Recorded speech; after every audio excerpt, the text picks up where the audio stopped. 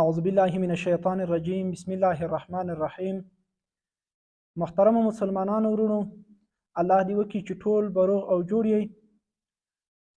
محترم مسلمانانو ورونو، نن درته یو اهمه مسأله چې هغه مسأله د تیمم ده هغه درته بیان کومه. الله دې وکړي چې موږ ټول مسلمانان ورونه په دې مسأله باندې پوه شي. زموږ اکثره ځوانان یا مشران یا اکثر مسافر ورونه هغه بعضې وخت په یو ځای کې وي، هلته دوی اوبه پیدا نه کړي، د لمانځه وخت به راشي یا اوبې ته رسیدګي نه شي کړی، نو بعضې بیا داسې وکړي چې هغه لمونځ پرېږدي چې بل وخت به یې قضایي راوړمه چې اوس اوبه نشته. د تیمم مسلې نه یا خبر نه وي او یا ترې نه خبر وي، زده یې نه وي، او یا بعضې مسلمانانو زده وي خو هغه داسې طریقه باندې زده وي چې هغې د تیمم طریقه نه وي. نو زه به انشاءالله نن تاسو ته عملا د تیمم طریقه هم ښیمه او دغه رقم ته د تیمم اړوند چې کومې ضروري مسایل دي هغه به هم درته ښیمه. د تیمم طریقه چې دو هغه به په آخري کې درته وښیمه، خو مخکې د تیمم نه باید دا خبرې زده کړو چې په تیمم کې 3 شیان فرض دي. اول نیت کول، دوهم یو ضرب چې هغه لاسونه په مځکه وال دي، په مخ مسحه کول دي چې هغې ته یو ضرب ویلی کېږي، دا فرض دی. او دویم په لاسونه په ځمکه وال او په لاسونو مسحه کول چې دا دوهم ضرب دی. دغه 3 شیان په تیمم کې فرض دي چې دا باید په تیمم کې ترسره شي. او تیمم د جواز لپاره یو څو شرطونه دي، هغه هم باید موږ او تاسو په نظر کې ونیسو چې د تیمم په کومې شرطونو سره روا کېږي د موږ او تاسو دپاره. اول چې تیمم روا کېږي انسان ته هغه نشتوالی د اوبې دی، چې کله اوبه نه وي نو تیمم انسان ته روا کېږي. دویم دا چې د نشتوالی د اوبې کله معتبر دی چې څومره اندازه لرې وي اوبه د تونه، کوم وخت اوبه نشت بللی کېږي. اوبه هغه وخت نشت بللی کېږي چې کله د تونه اوبه د 1 میل اندازه لرې وي او ته هغه طرف ته هم نه یې روان چې کوم طرف ته اوبه دي، خو ته دا هغه باور دی چې د تونه 1 میل اندازه اوبه لرې دي او ته یې طرف ته نشې تلای یا نه یې روان یا د تونه لمونځ قضا کېږي. په دې وخت کې ته تیمم روا کېږي. او دغه رقم په هغه وخت کې هم تیمم روا کېږي چې کله یو انسان یو مرض ولري،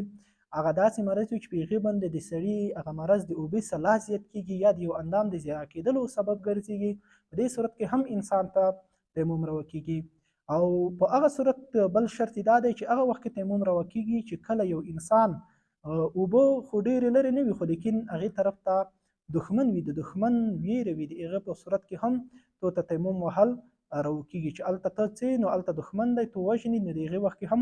ته تیمم روا کېږي. او یا یو صورت دا هم دی چې مثلا اوبه شته د تو د ملګري سره دي،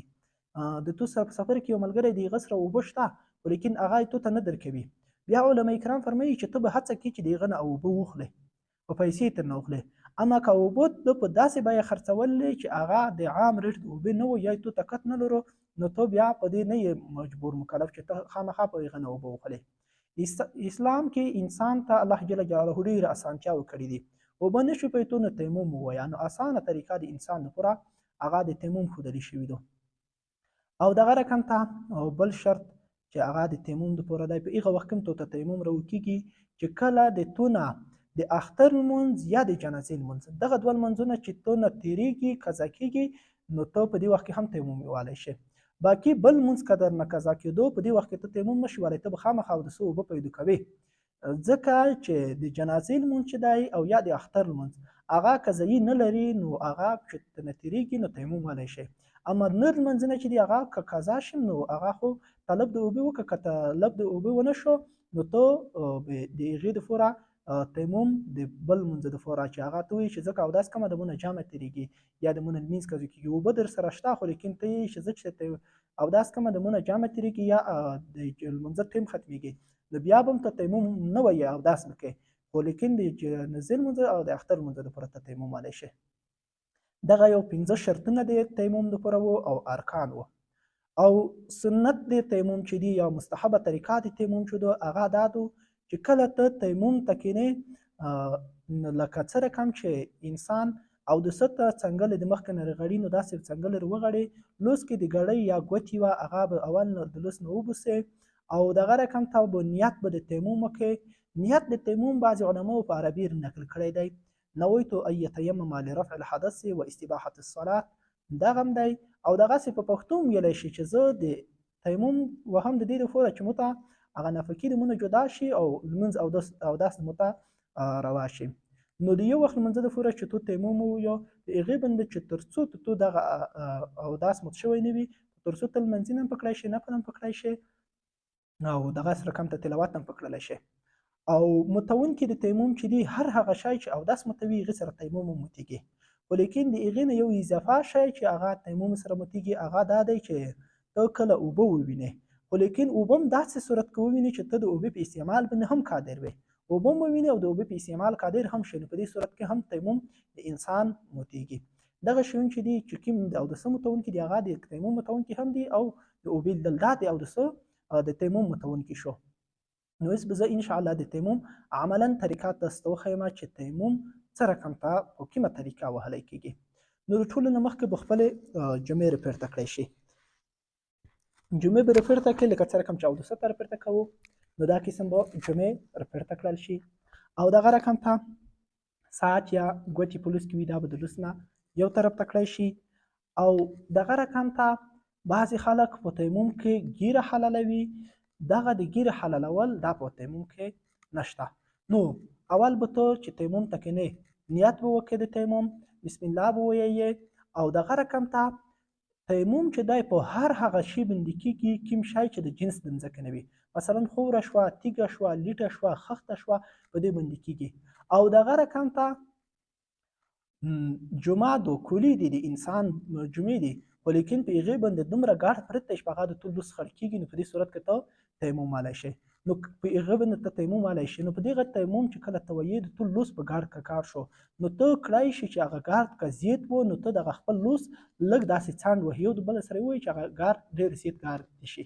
نو اول چې ته تیمم ته کښېنې نو هغه بسم الله به ووایې بیا به نیت د تیمم وکړې او اول چې دی ضرب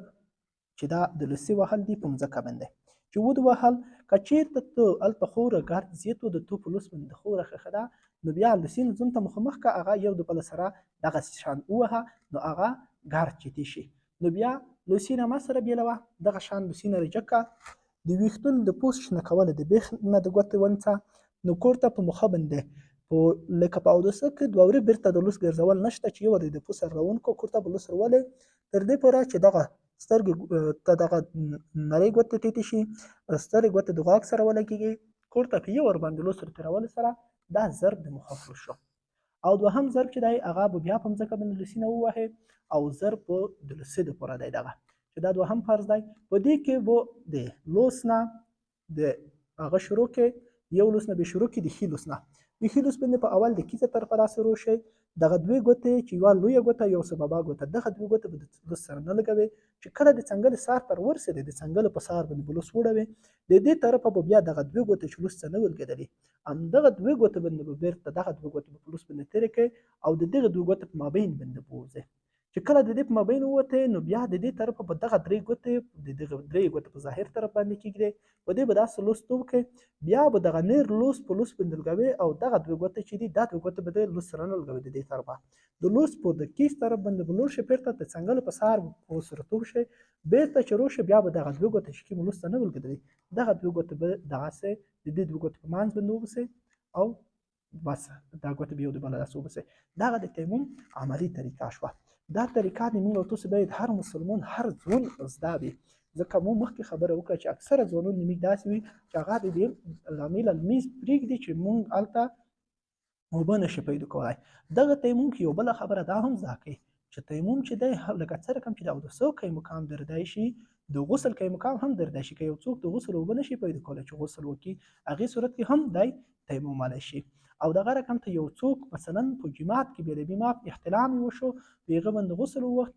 نو دلته هم دی کړی شي چې هلته په جماعت کې ګارد ځي پیدا کړي په هغې باندې تیمم ووایي او بیا د جماعت نه ووځي چې بې اودسه په جماعت کې د ده ګرځېدل هم رونه شي نو په دې صورت کې تیمم وهلی شي دا د تیمم عملي طریقه وه الله جل جلاله دې وکړي چې موږ او تاسو ټول په پوه شوي وو. السلام علیکم ورحمة الله.